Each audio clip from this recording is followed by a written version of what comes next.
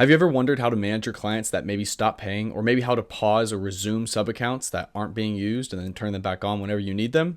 Well, in this video, I'll show you how to pause and resume sub-accounts on the SaaS plan as well as on the regular agency plan. Let's dive right in.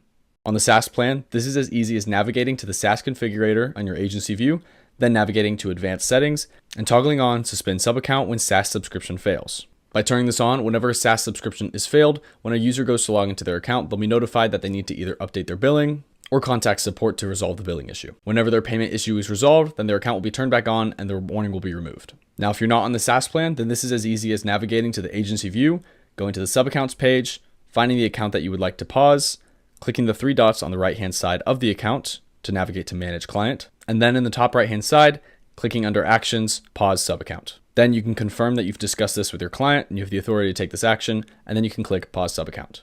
And this is what a pause sub-account looks like on the customer level. They can't access anything besides potentially other sub-accounts that they have access to from their switcher, and this screen lets them know that they need to email you at your company email or contact you in another way to resolve this issue. This can be really helpful to you as an agency owner, especially if you have some sub-accounts that need to be paused due to payment issues, or if you're just trying to optimize costs by temporarily turning off some sub-accounts and then turning them back on in the future. Of course, on the SaaS plan, once a user pays, their account will be turned on, but on the agency plan, you can resume the accounts by clicking on this bar here, which will take you back to this screen where we can manage our client by clicking Actions and then clicking Resume Sub-Account.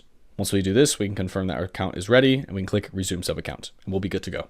As always, I hope you found this helpful and thank you for watching.